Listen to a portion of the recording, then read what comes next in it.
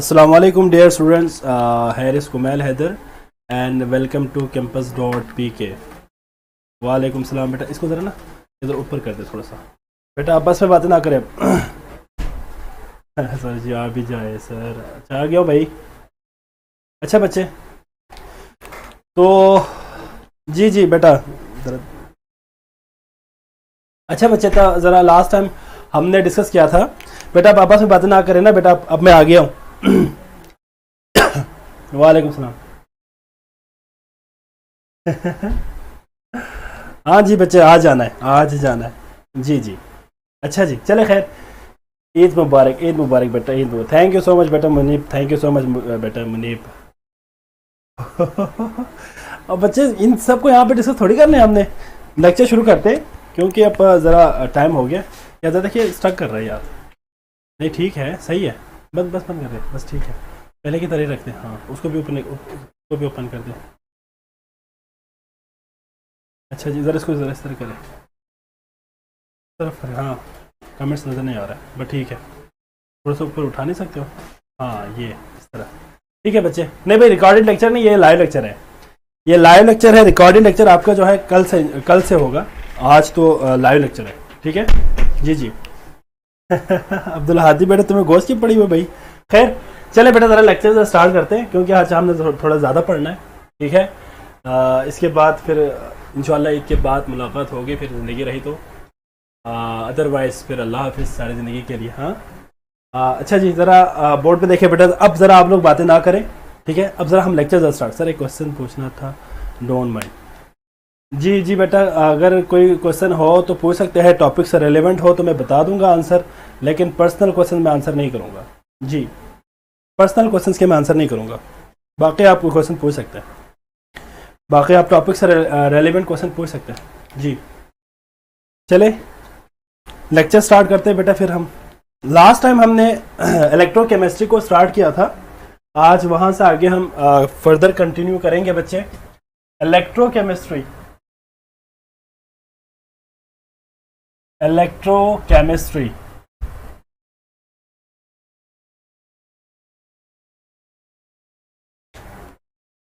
आज बेटा हम पढ़ेंगे कुछ टॉपिक्स। मैं बता देता हूँ क्या पढ़ना है आज हमने। वालेकुम सलाम। हाँ जी शकीला भी आ गई हमारी। हाँ शकीला भी आ गई है। नेट का प्रॉब्लम सॉल्व हो गया बेटा शकीला?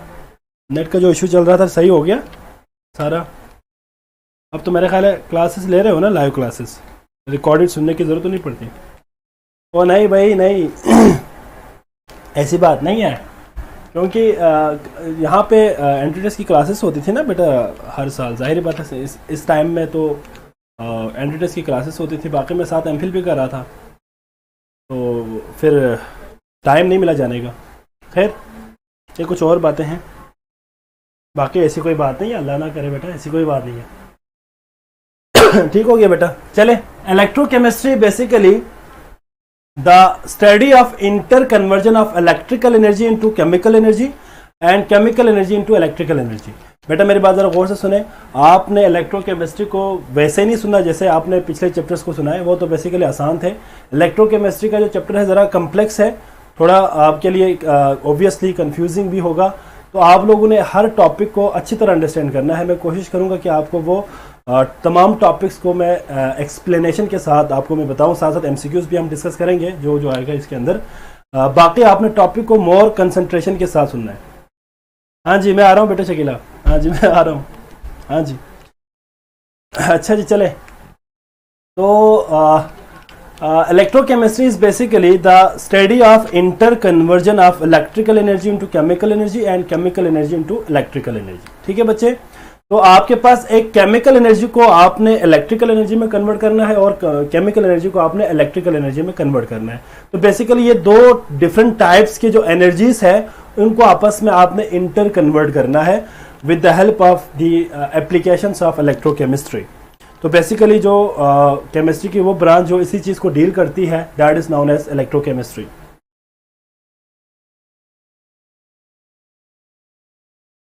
हाँ जी ठीक है बेटा। अब आप लोग यार बातें छोड़ दो, ज़रा लेक्चर के ऊपर फोकस करो। ज़रा लेक्चर तो पढ़ाने दे भाई मुझे। आज लाइव लेक्चर के बाद 3-4 दिन आप लोगों के रिकॉर्डेड लेक्चर चलना है जिसमें आप क्वेश्चन ही नहीं कर सकेंगे। ठीक है, जब आपके रिकॉर्डेड लेक्चर चल रहे होंगे ना तो मैं आपके चैट उनको बता के जाऊंगा कि आपके चैट हाइड करके जाए। आप चैट नहीं कर सकेंगे, आप सिर्फ लेक्चर सुन सकेंगे उस दिन। ठीक है, तो इसलिए चुपचाप मुझे लेक्चर पढ़ाने दें ताकि मैं थोड़ा ज़्यादा पढ़ाऊँ आज।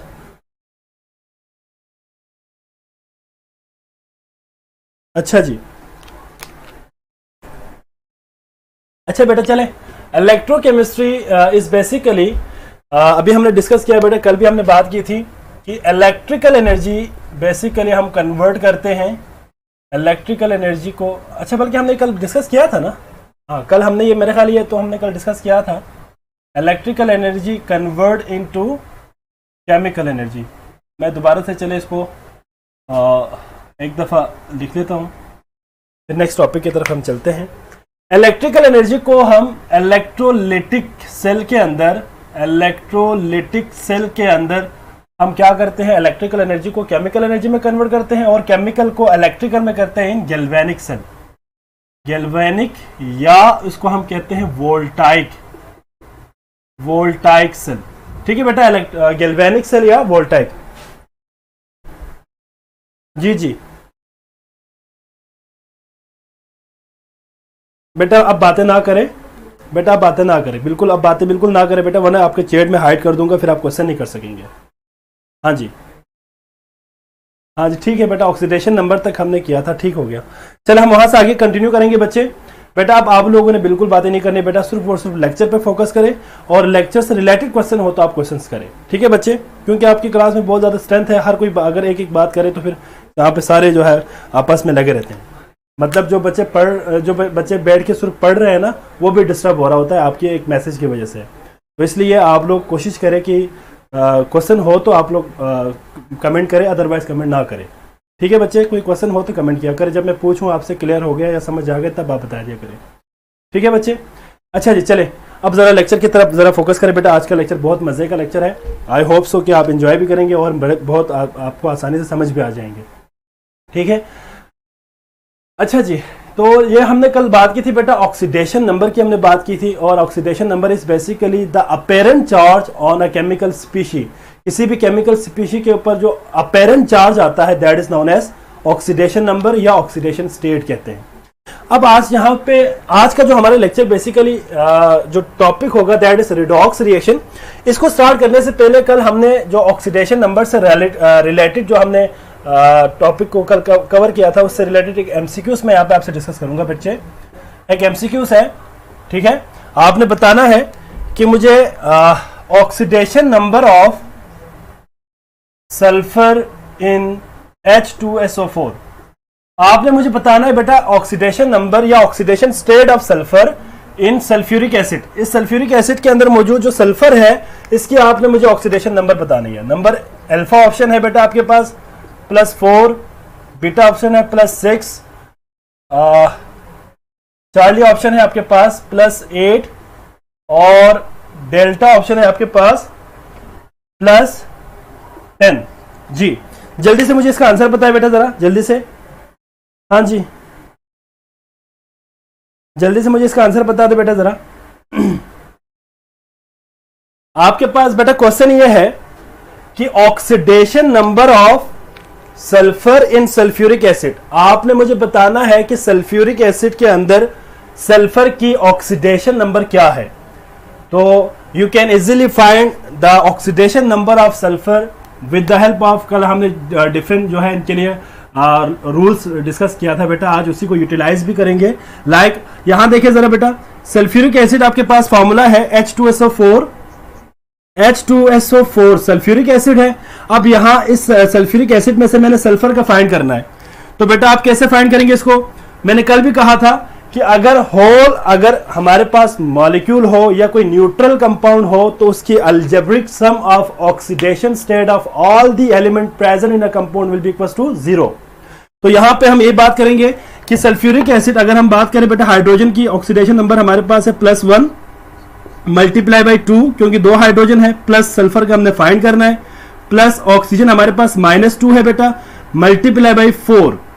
तो आप जरा इसको मल्टीप्लाई करें जरा, और this will be equals to 0, 2 1 2 plus sulphur plus 2 4 8 और -8 आएगा और माइनस प्लस माइनस हो जाएगा, -8 will be equal to 0।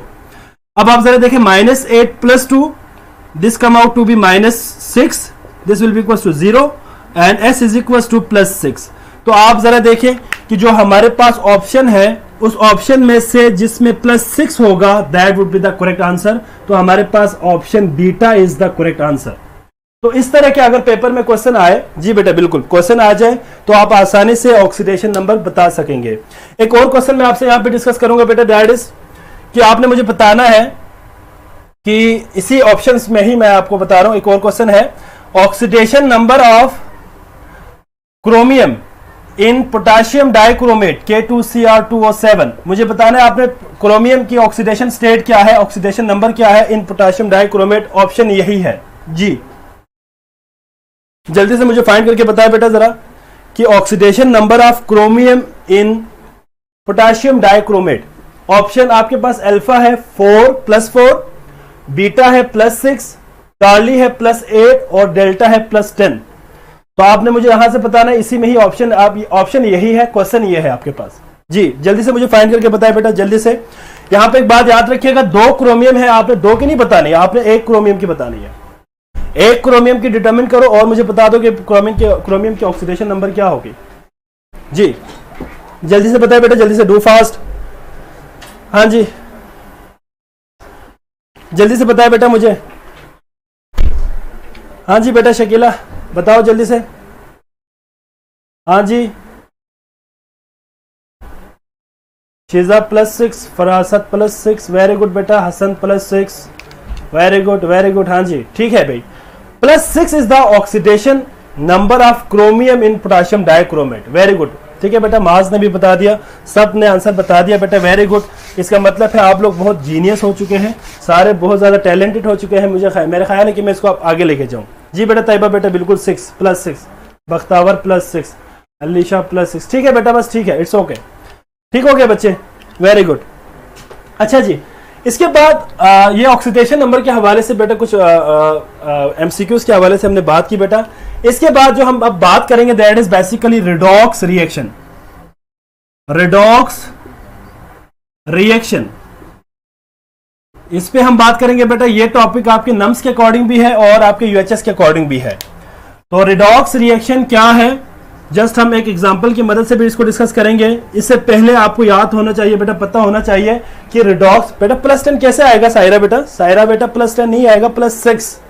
The correct option is +6 not +10। Saira बेटा कैलकुलेट करो ना, आप जरा कैलकुलेट करो बेटा। 1 क्रोमियम के +6 होगा, अगर 2 क्रोमियम की अगर हम बात करें तो +12 होगा। तो लेकिन +12 तो मैंने ऑप्शन ही नहीं दिया हुआ जी बेटा। 12 नहीं आएगा अरफा बेटा, 12 नहीं होगा, इट इज +6। कैलकुलेट करो जरा, +12 देखिए, 12 को डिवाइड करो 2 से तो आपका आंसर आएगा 6, +6 आएगा। रिडॉक्स रिएक्शन जी बच्चे, रिडॉक्स रिएक्शन इज बेसिकली, ये आपके पास वो रिएक्शन है जिसमें किसी मॉलिक्यूल की ऑक्सीडेशन हो रही होती है और किसी मॉलिक्यूल की रिडक्शन हो रही होती है। लेकिन आप यहां पे इसको डिफाइन कैसे करेंगे बेटा, the reaction in which oxidation and reduction reaction takes place simultaneously. अगर साइमल्टेनियसली ऑक्सीडेशन भी हो और साइमल्टेनियसली रिडक्शन भी हो, that type of reaction is known as redox reaction. अब इसमें एक बात आपने याद रखनी है, वो ये है कि अगर आपके पास एक ही रिएक्शन के अंदर 2 डिफरेंट एटम या मॉलिक्यूल जिसकी भी हम बात करें, 2 डिफरेंट स्पीशी के ऊपर ऑक्सीडेशन और रिडक्शन हो रही हो, तो उसको हम कहते हैं रिडॉक्स रिएक्शन। दोबारा मेरी बात जरा सुनो बेटा, पॉइंट पे जरा गौर करना। अगर हमारे पास किसी रिएक्शन के अंदर मौजूद 2 डिफरेंट एटम के ऊपर, एक के ऊपर ऑक्सीडेशन हो रही है और एक के ऊपर रिडक्शन हो रही है, तो उसको हम कहते हैं रिडॉक्स रिएक्शन। लेकिन अगर किसी रिएक्शन के अंदर एक ही मॉलिक्यूल की ऑक्सीडेशन भी हो और एक ही मॉलिक्यूल की रिडक्शन भी हो, ऐसे रिएक्शंस को हम कहते हैं disproportionation reaction. Disproportionation reactions are those reactions in which oxidation and reduction reaction takes place simultaneously on the same molecule. एक ही मॉलिक्यूल के ऊपर ऑक्सीडेशन भी होगी और रिडक्शन भी होगी। That sort of the reaction या that sort of the process is known as disproportionation reaction. ठीक है बेटा, और इसको हम क्या कहते हैं, रिडॉक्स रिएक्शन। आपने ये पॉइंट, ये दोनों डिफरेंट आपने याद रखनी है। ये आपके इनऑर्गेनिक में आएंगे, हम उसमें पढ़ेंगे डिस्प्रोपोर्शनेशन रिएक्शन, और आपके ऑर्गेनिक भी अंदर भी कैनिजेरोस रिएक्शन आपने सुना होगा नाम, एल्डोल कंडेंसेशन के बाद जो कैनिजेरोस रिएक्शन है उसके अंदर बेसिकली हम इसी डिस्प्रोपोर्शनेशन को डिस्कस कर रहा होता है। ठीक है बच्चे, एक में रिडक्शन है, एक में ऑक्सीडेशन है, एक ही मॉलिक्यूल की बेसिकली हो रही होती है। तो ये हम ऑर्गेनिक में भी और इनऑर्गेनिक में भी पढ़ेंगे। लेकिन यहाँ जो फिजिकल केमिस्ट्री के अंदर जो हम रिडॉक्स रिएक्शन की बात कर रहे हैं बेटा, बेसिकली रिडॉक्स रिएक्शन में दो डिफरेंट एटम्स के ऊपर दो डिफरेंट एटम्स होंगे, एक पे ऑक्सीडेशन होगी, एक पे रिडक्शन होगी। लेकिन जो डिस्प्रोपोर्शनेशन रिएक्शन है उसमें एक ही मॉलिक्यूल के ऊपर ऑक्सीडेशन भी हो रही होती है और एक ही मॉलिक्यूल के ऊपर रिडक्शन भी हो रही होती है। That sort of the reaction is known as disproportionation reaction. तो आपने उसको इससे मर्ज नहीं करना बेटा, मिक्स नहीं करना। अच्छा जी, अभी हमने बात की बेटा oxidation and reduction reaction takes place, oxidation और reduction reaction takes place simultaneously. That is known as क्या है बेटा, simultaneously, that is known as redox reaction. इसको हम कहते हैं रिडॉक्स रिएक्शन। अच्छा जी, इसमें आपने एमसीक्यूज के हवाले से ये बात याद रखनी है बेटा कि अगर हम बात करते हैं ऑक्सीडेशन और रिडक्शन के दरमियान डिफरेंस की अगर हम बात करें तो बेटा याद रखिएगा ऑक्सीडेशन प्रोसेस क्या है और रिडक्शन प्रोसेस क्या है। तो बेटा आपने इसको जरा गौर से सुनना है बेटा, क्योंकि हमने इसी को आगे यूटिलाइज भी करना है डिफरेंट रिएक्शंस के अंदर। पॉइंट नंबर वन हम यहां पे डिस्कस करेंगे बच्चे। याद रखिएगा कि ऑक्सीडेशन में हमेशा ऑक्सीजन की एडिशन होगी। क्या होगी बेटा, addition of oxygen.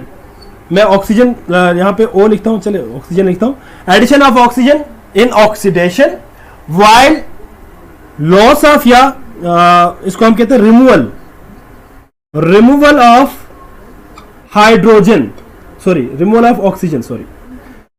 Of oxygen is known as reduction. ये पॉइंट्स आपने याद रखने बेटा, मैं साथ साथ लिख रहा हूं। ऑक्सीडेशन और रिडक्शन रिएक्शन एक दूसरे के अपोजिट है। जी जी बिल्कुल, इसी की भी मैं बात कर लूंगा बेटा, ठीक है, इसी के ऊपर भी मैं बात कर लूंगा। जी जी, तो ऑक्सीडेशन में ऑक्सीजन की एडिशन है बेटा और रिमूवल ऑफ ऑक्सीजन है रिडक्शन में। अगर हम बात करते हैं फर्दर ऑक्सीडेशन की, तो ऑक्सीडेशन के अंदर याद रखिएगा इसके अंदर removal of hydrogen takes place होंगे, रिमूवल ऑफ हाइड्रोजन, जबकि आपके पास रिडक्शन के अंदर गेन ऑफ या एडिशन ऑफ हाइड्रोजन होंगे, एडिशन ऑफ हाइड्रोजन। ठीक हो गया बच्चे। सिमिलरली अगर हम बात करते हैं इलेक्ट्रॉन के लॉस और गेन की, तो बेटा याद रखिएगा कि ऑक्सीडेशन के अंदर हमेशा इलेक्ट्रॉन लॉस होंगे, लॉस ऑफ इलेक्ट्रॉन, जबकि आपके पास रिडक्शन के अंदर बेटा याद रखिएगा हमेशा गेन ऑफ इलेक्ट्रॉन होंगे। क्या होंगे बच्चे, गेन ऑफ इलेक्ट्रॉन। तो these are basically difference between oxidation और रिडक्शन। अच्छा एक पॉइंट और ऐड कर दे बेटा, अगर तो किसी भी स्पीशी के ऊपर या किसी भी एटम के ऊपर इंक्रीज इन ऑक्सीडेशन स्टेट हो तो that is known as increase in oxidation state, या oxidation number is known as oxidation. While अगर हम इसी की बात करते हैं बेटा कि अगर वो ऑक्सीडेशन नंबर को डिक्रीज कर दे तो डिक्रीज इन ऑक्सीडेशन नंबर या decrease in oxidation state, that is to be known as reduction. तो ये कुछ पॉइंट्स ऑफ डिफरेंसेस है, ये आपने याद रखनी है पेपर के हवाले से। जाहिर बात है बेटा, क्योंकि हमने इसी को यूटिलाइज करते हुए कुछ रिएक्शंस को भी डिस्कस करना है। ठीक है बच्चे, तो यहां पे डिफरेंस है बिटवीन, जी बिल्कुल, इसके लिए बड़ी सिंपल एक वो फॉर्मूला इस्तेमाल करते हैं शॉर्टकट के लिए। शू नाम सुना हुआ, शू। अच्छा मैं इसको जरा फिर नीचे से ऊपर लिखना पड़ेगा। इसको याद रखने का तरीका यही है बेटा, शू आपने याद रखनी है, SHOE, शू। ठीक है, ऑक्सीडेशन स्टेट के हवाले से हाइड्रोजन, ऑक्सीजन और इलेक्ट्रॉन के हवाले से। ये वैसे बताने की जरूरत नहीं है, फिर बता तो दिया। LEO, लियो से हाँ जी, क्या लिखा है शकीला बेटा, तुमने क्या लिखा है, एब्रीविएशन लिखा है इसके लिए? हाँ जी शकीला बेटा बताओ जरा मुझे, क्या लिखा है तुमने? अच्छा जी, क्लियर हो गया सबको? वेरी गुड, देखा आज बख्तावर ने सबसे पहले ही बता दिया क्लियर है सर, ठीक हो गया बेटा, वेरी गुड। अच्छा जी, अब हम जरा कुछ रिएक्शंस को यहाँ पे डिस्कस करेंगे, उन रिएक्शंस की मदद से फिर हम जरा इनको मजीद एक्सप्लेन करेंगे, ठीक है बच्चे? तो नहीं सुना, क्या नहीं सुना बेटा? वो मैंने आपको वैसे एब्रिविएशन बता दिया था बेटा, शू, SHOE, शू से आप इसको याद रख सकते हैं। फिर रटने वाली चीजें नहीं है इसके अंदर, तो आपने इसको रटना नहीं है, ठीक है, जस्ट आपने इसको अंडरस्टैंड करना है। मैं जरा यहाँ पे इसका रिएक्शन लिखना चाह रहा हूँ।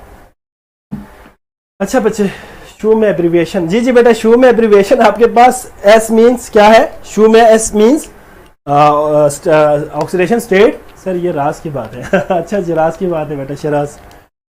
अच्छा जी, आज इस चैप्टर में राज की बातें बहुत ज्यादा आएंगे, ठीक है। खैर, एक रिएक्शन में लिखने लगा हूं बेटा, द रिएक्शन इज बेसिकली, आपके पास एक है बेटा रिएक्शन में यहाँ पे लिखने लगा हूं, potassium dichromate K2Cr2O7 when react with 14 moles of hydrochloric acid, ठीक है, 14 moles of hydrochloric acid and produced, आपके पास बनाएंगे potassium chloride plus chromium trichloride, ठीक है, प्लस क्लोरीन गैस और साथ में वाटर, प्लस क्लोरीन गैस, साथ में आपके पास 7 वाटर मॉलिक्यूल्स प्रोड्यूस कर रहा है। और इसके अंदर अगर हम बैलेंस करें तो पोटाशियम क्लोराइड हमारे पास 2 होंगे, अच्छा क्रोमियम ट्राइक्लोराइड भी 2 होंगे और क्लोरीन भी 2 होंगे, ठीक है बच्चे, सॉरी क्लोरीन 3। ये बैलेंसिंग मैं आपको आगे बताऊंगा बेटा कि आप रिडॉक्स रिएक्शन के जरिए कैसे बैलेंस करना है, वो हम आगे पढ़ेंगे, ठीक है। रिडॉक्स रिएक्शन के जरिए और आयन इलेक्ट्रॉन मेथड के जरिए कैसे इनको बैलेंस करते हैं, यहाँ पे हम जनरल वैसे रिएक्शन को लिख दिया है, लेकिन बाद में हम पढ़ेंगे इसको कैसे आपने करना है। अच्छा, ये आपके पास एक रिडॉक्स रिएक्शन है। इस रिडॉक्स रिएक्शन के अंदर से आपने आइडेंटिफाई करना है कि किस पे ऑक्सीडेशन हो रही है और किस पे रिडक्शन हो रही है, ठीक है बच्चे। तो जरा आप जरा गौर से देखें बेटा, बाकी तमाम के हमें यहाँ बताने की जरूरत नहीं है, बस सिर्फ मैं यहाँ पे क्रोमियम की बात करूंगा बेटा। यहाँ पे क्रोमियम +6 में है और यहाँ पे क्रोमियम आपके पास +3 में। कैलकुलेट आप कर सकते हैं, आप खुद से भी कैलकुलेट कर सकते हैं, मैंने आपको सिखा दिया कैसे कैलकुलेट करना है। यहाँ पे क्लोरीन आपके पास -1 में है और यहाँ पे क्लोरीन आपके पास 0 ऑक्सीडेशन स्टेट में है। बाकी तमाम की चेंज नहीं हुई, आप बेशक आप देख भी सकते हैं, ठीक है बेटा। तो सबसे पहले हम देखते हैं कि क्रोमियम +6 से +3 में गया है और क्लोरीन -1 से 0 में गया। अब आप जरा देखें इन दोनों में, अगर आप जरा गौर से देखें बेटा, तो क्रोमियम +6 से +3 हुआ है, यहां पे +6 से +3 और क्लोरीन -1 से 0 में गया है। तो आपके पास यहां पे जो क्रोमियम है उसकी हो रही है रिडक्शन और क्लोरीन की हो रही है ऑक्सीडेशन जी।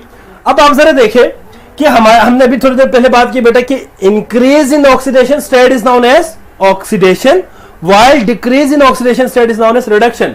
तो यहां पे हमारे पास क्रोमियम की ऑक्सीडेशन नंबर +6 से +3 हो रहा है, it means oxidation number goes on decreasing. So the process will be, ये प्रोसेस क्या है बेटा आपके पास, this process is known as reduction process.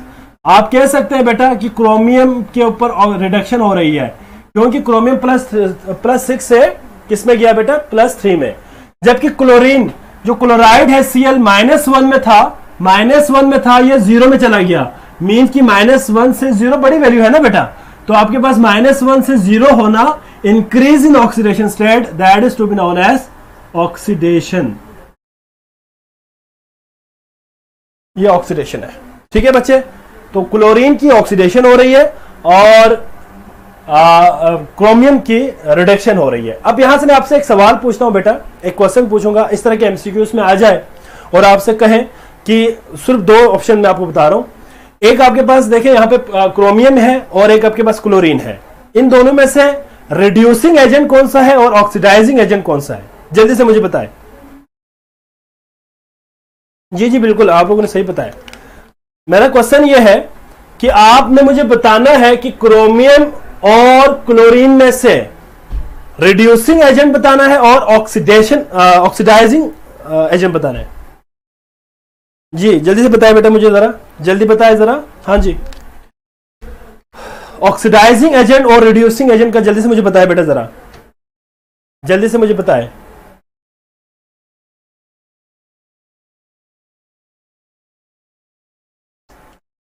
हाँ जी बेटा, मैंने आपसे सवाल ये पूछा है कि क्रोमियम और क्लोरीन में से रिड्यूसिंग एजेंट कौन सा है और ऑक्सीडाइजिंग एजेंट कौन सा है। नहीं नहीं बच्चे, नहीं। यस बिल्कुल, क्रोमियम ऑक्सीडाइजिंग एजेंट, ठीक हो गया। चले अब मैं बताने लगा हूं। अब जो मैं बताऊंगा वो जरा सुन ले जरा, ठीक है। आप में से किसी ने कुछ और बता दिया, कुछ ने सही भी बता दिया। बेटा याद रखिएगा ये वैसे भी हमने आगे पढ़ना है। जो ऑक्सीडाइजिंग एजेंट है उसका काम ये होता है कि ये दूसरे को ऑक्सीडाइज करते हैं, खुद रिड्यूस हो जाता है। ठीक है बेटा, कि oxidising agents are those reactant species which oxidize other substance and become reduced itself, that is the oxidizing agent। और reducing agent क्या होगा बेटा, जो दूसरे को reduce करे, खुद oxidize हो। तो यहां पे क्रोमियम ने क्लोरीन को ऑक्सीडाइज किया, खुद रिड्यूस हो गए। It means chromium is the, it means याद रखिएगा बेटा, क्रोमियम हमारे पास क्या है बच्चे, क्रोमियम इज द, दूसरे को ऑक्सीडाइज किया है तो ऑक्सीडाइजिंग एजेंट।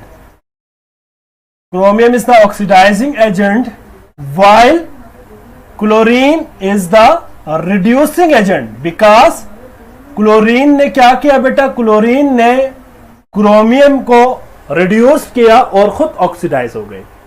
तो ऑक्सीडेशन और रिडक्शन प्रोसेस का थोड़ा सा ये उलट है कि दूसरे को अगर ऑक्सीडाइज करे खुद रिड्यूस हो जाए तो ये क्या होगा, ऑक्सीडाइजिंग एजेंट, और दूसरे को रिड्यूस करे खुद ऑक्सीडाइज हो तो ऑक्सीडाइजिंग। जी बिल्कुल, जो दूसरे को रिड्यूस करके खुद, नहीं बच्चे नहीं बेटा, शकीला आप इसको गलत वो बता रहे, आप जरा कंफ्यूज हो रहा है, आई थिंक सो। बेटा जो दूसरे को ऑक्सीडाइज करे खुद रिड्यूस हो उसको कहते हैं ऑक्सीडाइजिंग एजेंट, और जो दूसरे को रिड्यूस करे खुद ऑक्सीडाइज हो तो उसको कहते हैं रिड्यूसिंग एजेंट। जी यहां पे क्लोरीन आपके पास रिड्यूसिंग एजेंट है। ठीक हो गया बेटा? जी बिल्कुल क्लियर हो गया बेटा, सबको समझ आ गया सबको? हाँ जी, तो ये था बेटा आपके पास अबाउट द रेडॉक्स प्रोसेस। और भी आगे कुछ बातें आ जाएंगे, हम डिस्कस कर लेंगे। ठीक है, ठीक हो गया बच्चे। नेक्स्ट आपका टॉपिक है बेटा, दैट इज इलेक्ट्रोलिसिस। इसको आपने अच्छी तरह अंडरस्टैंड करना है, इलेक्ट्रोलिसिस। यह टॉपिक भी आपके बेटे नम्स में भी है और यूएचएस में भी है। अच्छा जी, इलेक्ट्रोलिसिस किसे कहेंगे बच्चे? इलेक्ट्रोलिसिस इज बेसिकली एक रिडॉक्स प्रोसेस है। जरा मेरी बात जरा गौर से सुनना, मैं सारी डेफिनेशन लिखने की जरूरत नहीं है, हमें डेफिनेशन की रिक्वायरमेंट नहीं है, बस आपको पॉइंट अंडरस्टैंड होना चाहिए। इलेक्ट्रोलिसिस इज बेसिकली वो प्रोसेस है जिसमें एक रिडॉक्स रिएक्शन होगा किसी भी इलेक्ट्रोलाइट के ऊपर। मतलब आपके पास एक इलेक्ट्रोलाइट है, electrolyte means the substance which have ability to pass current through it, वो अपने अंदर से करंट को पास होने दे देती है। मतलब आप आसानी से वो करंट को पास होने दे, ऐसे सब्सटेंस को हम इलेक्ट्रोलाइट्स कहते हैं। ठीक है बेटा, तो इलेक्ट्रोलाइट से पैसेज ऑफ करंट आसानी से हो जाती है बाहर, वो हम आगे भी पढ़ेंगे। तो इलेक्ट्रोलाइट है आपके पास, उस इलेक्ट्रोलाइट के ऊपर रिडॉक्स रिएक्शन टेक्स प्लेस होंगे। ठीक है बेटा, इन इलेक्ट्रोलिटिक सेल। ये बात आपने जरा गौर से मेरी बात सुनना है। जी बेटा, ये सारी बातें हो गई ना अब? ठीक है, दूसरे को रिड्यूस करे खुद ऑक्सीडाइज करे, रिड्यूसिंग एजेंट। जी बेटा बिल्कुल, दूसरे को रिड्यूस करे खुद ऑक्सीडाइज हो तो रिड्यूसिंग एजेंट, दूसरे को ऑक्सीडाइज करे खुद रिड्यूस हो तो ऑक्सीडाइजिंग एजेंट। जी अच्छा, इलेक्ट्रोलिसिस इज बेसिकली वो प्रोसेस है बेटा जिसमें इलेक्ट्रोलाइट के ऊपर ऑक्सीडेशन भी होगी और रिडक्शन भी होगी इन द इलेक्ट्रोलिटिक सेल। जब इलेक्ट्रोलिटिक सेल के अंदर इसकी ऑक्सीडेशन और रिडक्शन होने के बाद जो आयंस बनेंगे, वो आयंस बेसिकली वो मूव करते हैं towards the opposite electrodes like anode and cathode. Anode पे हमारे पास नेगेटिव जाएगा, कैथोड पे हमारे पास पॉजिटिव जाएगा। इस होल प्रोसेस को बेसिकली इलेक्ट्रोलिसिस कहते हैं। इलेक्ट्रोलिसिस मींस इलेक्ट्रिसिटी के जरिए किसी भी कंपाउंड या किसी भी इलेक्ट्रोलाइट की स्प्लिटिंग, उसको ब्रेक करना। Electro means electricity, lysis mean breaking. तो आपने किसी भी जाहिर बात है एक्सटर्नल सोर्स के जरिए आप बाहर से बैटरी के जरिए आप करंट देके या बैटरी के जरिए आप वोल्टेज देके आप क्या करते हैं, एक इलेक्ट्रोलाइट को स्प्लिट कर देते हैं, और जब उसकी स्प्लिटिंग होगी तो ऑक्सीडेशन और रिडक्शन रिएक्शन टेक्स प्लेस होगा, मतलब रिडॉक्स रिएक्शन टेक्स प्लेस होगा एट एनोड और एट कैथोड। एक पे ऑक्सीडेशन होगी और एक पे रिडक्शन होगी। एज अ रिजल्ट आपके पास एक जो आपको रिक्वायर्ड प्रोडक्ट है, जो आपको चाहिए, वो आप वहां से हासिल कर सकते हैं।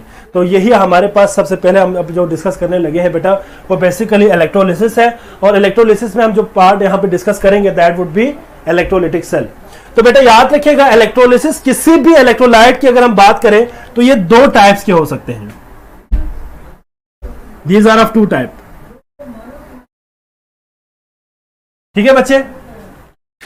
हाँ जी, इलेक्ट्रोलाइट हमारे पास टू टाइप्स के हो सकते हैं बेटा इलेक्ट्रोलिसिस के लिए। वालेकुम सलाम बेटा। कोई बात नहीं बेटा खाजिमा बेटा, आप बाद में रिकॉर्डेड लेक्चर सुन लेना, बाद में ये लेक्चर रिकॉर्डेड है, आप वहां से सुन सकते हैं बेटा। आपको जो है जो भी प्रॉब्लम है वो रिजॉल्व हो जाएंगे। ठीक है बच्चे? अच्छा जी, एक है हमारे पास फ्यूज्ड इलेक्ट्रोलाइट या फ्यूज्ड सॉल्ट, या इसको हम कहते हैं मोल्टन फॉर्म। मोल्टन फॉर्म, पिघली हुई हालत को कहते हैं मोल्टन फॉर्म। और एक हमारे पास है बेटा aqueous solution, aqueous solution of salt. ठीक है बच्चे? हमारे पास इलेक्ट्रोलाइट दो टाइप्स के हैं बेटा, दो टाइप्स के इलेक्ट्रोलाइट्स हो सकते हैं। एक तो हमारे पास फ्यूज्ड फॉर्म में हो या उसको मोल्टन फॉर्म कहते हैं, और एक हमारे पास एक्वस सॉल्यूशन होगा जो कि आपने पानी के अंदर उसको डिसॉल्व किया होगा। ठीक है बेटा? अब हम जरा इसको देखते हैं वन बाय वन। जो फ्यूज्ड है आपके पास बेटा, याद रखिएगा, जो फ्यूज्ड सॉल्ट से अगर आप इलेक्ट्रोलिसिस करें या फ्यूज सॉल्ट की इलेक्ट्रोलिसिस से अगर आप केमिकल एनर्जी प्रोड्यूस करें, तो इसमें एक बात आपने याद रखनी है एमसीक्यूज के हवाले से, दैट इज द, आप आसानी से प्रोडक्ट को इसके अंदर प्रेडिक्ट कर सकते हैं। प्रेडिक्टेबल, स्पेलिंग शायद गलत लिखा है, जरा देखें, प्रेडिक्टेबल। आप किसी भी प्रोडक्ट को प्रेडिक्ट कर सकते हैं। मैं जरा शायद स्पेलिंग में कुछ मिस्टेक हो, जरा देख लेने बेटा। प्रेडिक्टेबल, हाँ जी, आप प्रोडक्ट को आसानी से प्रेडिक्ट कर सकते हैं इन फ्यूज्ड या molten form of the electrolyte से। लेकिन जो आपके पास एक्वस सॉल्यूशन है उसमें आप can not prediction of product, आप प्रोडक्ट की प्रिडिक्शन नहीं बता सकते आसानी से एक्वस सॉल्यूशन अगर हमारे पास हो। ये एग्जांपल की मदद से हम इसको जब सॉल्व करेंगे तो क्लियर हो जाएंगे। ठीक है बच्चे?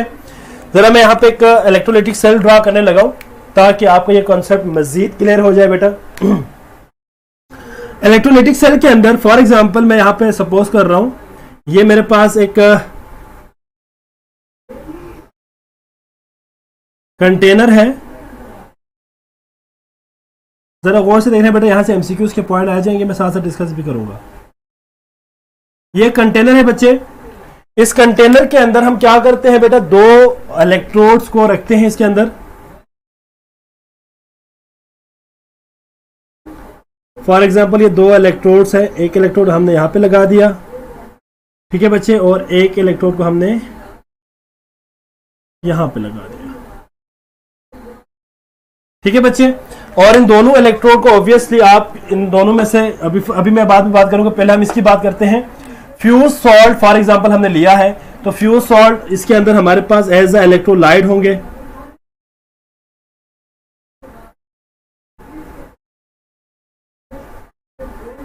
ये जो आपको ग्रीन कलर में नजर आ रहा है बेटा, these are basically the electrolytes which are present in the electrolytic cell.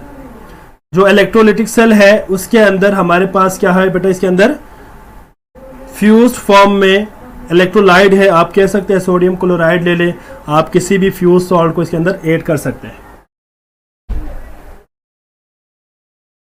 क्या कह रहे हो बेटा?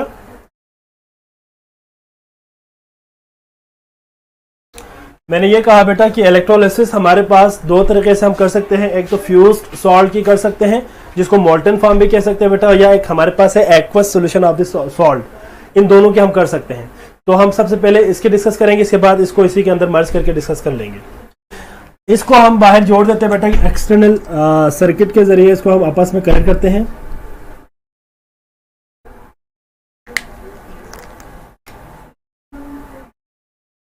यहां पे बेसिकली मैंने अप्लाई किया हुआ है,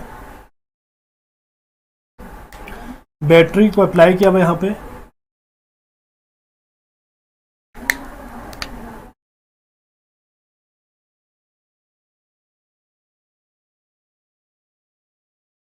ठीक है बच्चे, इसमें आपने पॉइंट जरा अच्छी तरह अंडरस्टैंड करना है। जरा पहले आप जरा इस डायग्राम को जरा देखें बेटा।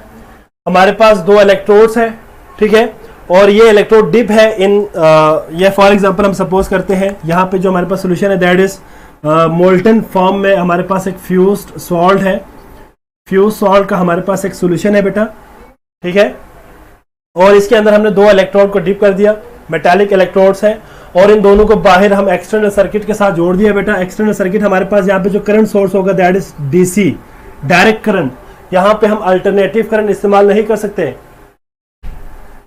प्रेडिक्टेबल बेटा, प्रेडिक्शन, प्रेडिक्शन मतलब आप बता नहीं सकते, तखमीना नहीं लगा सकते भाई प्रोडक्ट क्या बन रहा है। प्रेडिक्टेबल बेटा, मैंने प्रेडिक्टेबल का कहा था, स्पेलिंग में यहाँ थोड़ा मिस्टेक नहीं, अब ठीक हो गया, PRE से आएगा, मैं आई से लिखा था, ई से आएगा। प्रेडिक्शन पॉजिटिव और एनोड, जी जी। अभी मैं इसी की बात करने लगा हूं बेटा, दोबारा से मेरी बात जरा सुने बेटा। एक हमारे पास कंटेनर है, उसके अंदर दो मेटालिक इलेक्ट्रोड्स है, इसको आपने डीसी सोर्स के जरिए आपस में जोड़ दिया।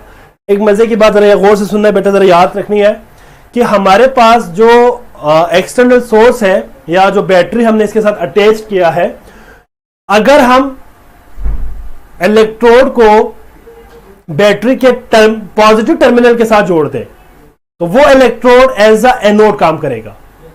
मेरी बात दोबारा सुने बेटा, वो इलेक्ट्रोड जो बैटरी के पॉजिटिव टर्मिनल के साथ आपने कनेक्ट किया है that act as a anode, वो एनोड के तौर पे काम करेगा।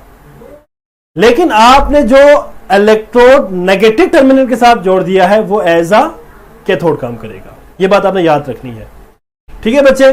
अब यहां पे हम सपोज करते हैं भाई कि हमारे पास यहां पे ये पॉजिटिव टर्मिनल है और ये नेगेटिव टर्मिनल है, तो ये हमारे पास बन गए बेटा एनोड, ये एनोड बन गया बेटा, और ये आपके पास क्या बन गए, कैथोड। और आपको पता है कि इलेक्ट्रोलिटिक सेल के अंदर एनोड के ऊपर कौन सा चार्ज होगा बेटा और कैथोड के ऊपर कौन सा चार्ज होगा। कैथोड के ऊपर हमेशा नेगेटिव चार्ज होगा बेटा और एनोड के ऊपर हमेशा पॉजिटिव चार्ज होगा। इन इलेक्ट्रोलिटिक सेल, गैल्वेनिक सेल में यह डिफरेंट हो जाता है, वो हम उसी में पढ़ेंगे। सर ब्राइटनेस कम करें, ब्राइटनेस कम कर दो बेटा, मुझे बाहर जाना पड़ेगा क्योंकि असिस्टेंट बाहर गए हुए। एक मिनट, फिर मैं जरा असिस्टेंट को बुलाता हूँ जरा। अच्छा जी, हो गया बेटा क्लियर हसन, ठीक है बेटा। अच्छा जी, अब आपने जरा गौर से मेरी बात जरा सुनना है बेटा। मैं आपको अभी बता दिया, आप देखिए जब मैं आपको गैल्वेनिक सेल पढ़ाऊंगा ना, गैल्वेनिक सेल के अंदर और इलेक्ट्रोलिटिक सेल के अंदर बड़ा डिफरेंस है। यहां पे आपने बात याद रखनी है कि जो बैटरी है ना डीसी, डायरेक्ट करंट, जिसके साथ जिसका पॉजिटिव टर्मिनल आपके पास जिस इलेक्ट्रोड के साथ है उसको हम क्या कहते हैं बेटा, एनोड, और जो नेगेटिव टर्मिनल के साथ है उसको हम क्या कहते हैं, कैथोड। हाँ जी, ठीक हो गया बेटा, यहां तक क्लियर हो गया सबको। इसमें किसी बच्चे को कोई प्रॉब्लम है तो बता सकते हैं, जल्दी से बताए बेटा, ताकि मैं आगे इसको फर्दर फिर कंटिन्यू करूंगा। जी जल्दी से मुझे बताए बेटा जरा। अब आपने यहां पे जरा ये देखना है कि ये जो मैंने यहाँ पे फ्यूज्ड सॉल्ट फॉर एग्जांपल मैंने यहाँ पे यूज किया है, वो बेसिकली फॉर एग्जांपल मैं कहता हूं कि फ्यूज्ड NaCl है। सोडियम क्लोराइड को मैंने मोल्टन फॉर्म में इसके अंदर इस्तेमाल किया हुआ है। तो आपको पता होना चाहिए बेटा, जब मैं फ्यूज्ड सोडियम क्लोराइड को इसके अंदर ऐड करूंगा तो बेटा आपने ये बात याद रखनी है कि जो फ्यूज फॉर्म में सोडियम Na+ फॉर्म में होगा और क्लोरीन माइनस फॉर्म में होगा। ऐसा ही है ना बेटा, सोडियम प्लस फॉर्म में होगा और chlorine, sir why only DC। अच्छा अलिजबा बेटा, अच्छा मेरी बात सुनो बेटा जरा, अलिजबा ने एक सवाल किया है DC ही क्यों इस्तेमाल करते हैं। अच्छा यहां पे देखें जरा बेटा, बोर्ड पे देखें, अलिजबा बेटा जरा बोर्ड पे देखें। डायरेक्ट करंट हम इसलिए इस्तेमाल करते हैं क्योंकि डायरेक्ट करंट में क्या होता है बेटा, आपके पास मतलब ये फिक्स्ड होता है कि एक साइड नेगेटिव रहेगा, एक साइड पॉजिटिव रहेगा। डायरेक्ट करंट का फायदा ये होता है। अगर आप इसके लिए ऐसी करंट इस्तेमाल करेंगे, अल्टरनेटिव करंट इस्तेमाल करेंगे, तो होगा क्या, ये अल्टरनेटिव करंट में शफल करता रहेगा। मतलब कभी ये पॉजिटिव होगा, कभी ये नेगेटिव होगा, कभी ये एनोड, कभी ये कैथोड, तो बार बार आपके पास एनोड कैथोड शफल होते रहेंगे। तो आपका जो रिएक्शन है, जो आपके पास इलेक्ट्रोलिटिक जो इलेक्ट्रोलिसिस है, वो प्रॉपर नहीं होगी। अल्टरनेटिव करंट से एनोड कैथोड जो आपने इलेक्ट्रोड लगाए हुए, ये तो मेटेलिक इलेक्ट्रोड है, ये मेटेलिक इलेक्ट्रोड कभी थोड़ी देर के लिए ये ऐसे एनोड काम करेगा, ये कैथोड के तौर पर काम करेगा, फिर दोबारा चेंज हो जाएगा, ये एनोड होगा, ये कैथोड होगा, फिर एनोड, फिर कैथोड, फिर एनोड, फिर कैथोड। मतलब आपके पास एनोड और कैथोड आपस में शफल होते रहेंगे बार बार। एज ए रिजल्ट ये रिएक्शन खराब हो जाएगा आपका। जो आप काम करना चाह रहे हैं, जो काम आप करना चाह रहे हैं, वो बेसिकली होगा नहीं। ऐसा ही है ना, मैं आपको थोड़ी देर बाद आपको बता दूंगा इसमें क्या काम। एसी में तो टर्मिनल चेंज होते रहेंगे। यही पे मैं आपको बता रहा हूं बेटा कि एसी में आपके पास ना तो ये परमानेंट एनोड रहेगा, ना तो परमानेंट कैथोड रहेगा। लेकिन डीसी करंट में क्या होगा, ये टोटली एनोड के तौर पे काम करता रहेगा और ये कैथोड के तौर पे काम करता रहेगा जब तक आपका रिएक्शन कंटिन्यू है। ठीक है, इसलिए एलिजिबल बेटा, क्लियर हो गया बेटा पॉइंट। अब आप जरा यहां पे देखें, जो है मैं यहां से बाहर से बैटरी मैं करंट इसके ऊपर अप्लाई करूंगा, जाहिर बात है जहां से मैं डीसी सोर्स को अप्लाई करूंगा, पोटेंशियल अप्लाई करूंगा, करंट अप्लाई करूंगा, तो क्या होगा बेटा, यहां पे होगा ये कि ये जो आयंस हैं, पॉजिटिव सोडियम आयंस और क्लोराइड आयंस, पॉजिटिव और नेगेटिव आयंस, वो माइग्रेट करना शुरू कर देंगे टुवर्ड्स द अपोजिट पोल। मतलब जो पॉजिटिव आयंस है वो नेगेटिव की तरफ जाएंगे, जो नेगेटिव आयंस है वो पॉजिटिव की तरफ जाएंगे। मतलब क्या होगा बेटा, जरा बोर्ड पे देखें जरा सारे, हमारे पास जो क्लोरीन है, क्लोराइड कहां पे जाएगा, ये एनोड की तरफ जाएगा, और सोडियम कहां जाएगा, कैथोड की तरफ मूव करना शुरू कर देगा। जाहिर बात है जब आपने बैटरी अप्लाई किया तो सोडियम आयंस कैथोड की तरफ जाएंगे और क्लोराइड आयंस कहां जाएंगे बेटा, एनोड की तरफ जाएंगे। अब हम जरा देखते हैं इसके ऊपर क्या रेडॉक्स रिएक्शन हो रहा है। इसमें मैं यहां पे आपको सिंपल समझा देता हूं बेटा। 8 एनोड एंड 8 कैथोड, यहां पे जरा देखें 8 एनोड,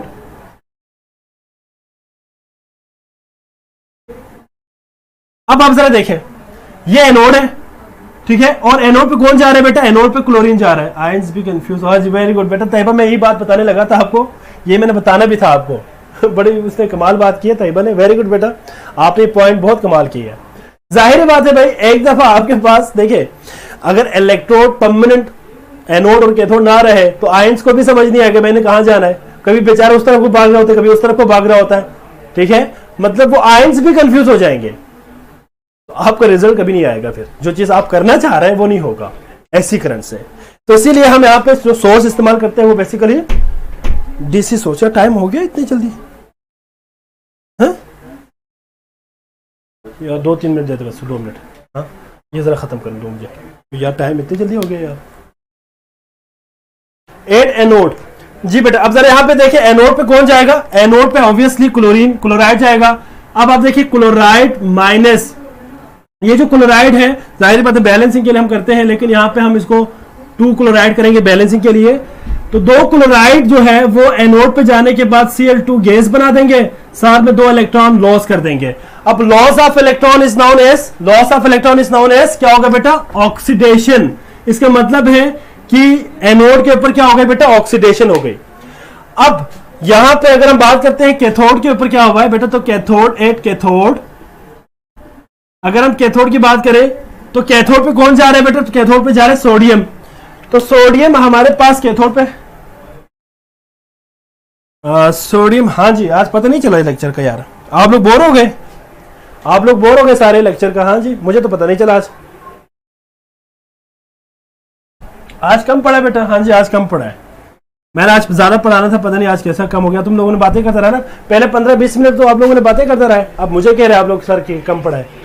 हाँ जी अनीसा बेटा, पहले तो 10-15 मिनट आप लोगों ने बातें करते रहे, यहाँ पे मुझे बातों में लगा के रखा है, 15 मिनट आप लोगों ने जाया कर दिया।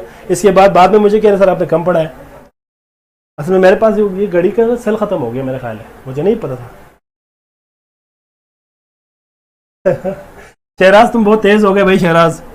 अच्छा जी यार जरा इस रिएक्शन को कंप्लीट करें यार। 2 सोडियम आयंस 2 इलेक्ट्रॉन को गेन करेंगे और क्या बना देंगे बेटा, सोडियम मेटल बना देंगे 2। और याद रखिएगा gain of electron is known as reduction, gain of electron is known as reduction. तो यहाँ पे आपके पास ओवरऑल सेल रिएक्शन क्या होगा, इलेक्ट्रॉन और इलेक्ट्रॉन कैंसिल हो जाएगा।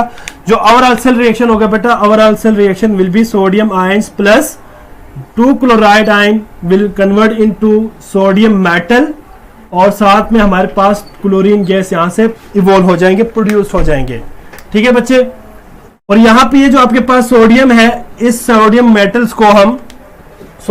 को हम यहां से प्रिपेयर, यहां से हम क्या करते हैं बेटा, सोडियम मेटल को हम प्रिपेयर करते हैं electrolysis of fused sodium chloride in down cell. इस सेल का नाम भी याद रखिएगा। चले, डाउन सेल के अंदर हम क्या करते हैं बेटा, डाउन सेल के अंदर हम इसी चीज को प्रिपेयर करते हैं, सोडियम को from fused form of NaCl, sodium chloride.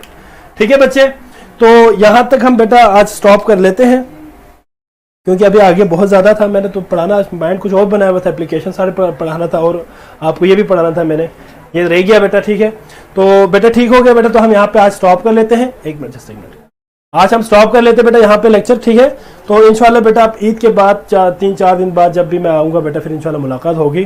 ठीक है, तो बेटा इंसान की जो ज़िंदगी का कोई भरोसा नहीं होता भाई, क्या पता इंसान कब चले जाए, कब वापस आ सकते हैं, नहीं भी आ सकते। शाह साहब ज़रा उस तरफ देखिए। अच्छा जी, मैं बताना ये चाह रहा हूँ बेटा कि अपना बहुत सारा ख्याल रखिएगा बेटा। ठीक है, आप सबको बेटा मेरी तरफ से एडवांस ईद मुबारक। ठीक है बेटा, और अपने दुआओं में ज़रूर याद रखिएगा।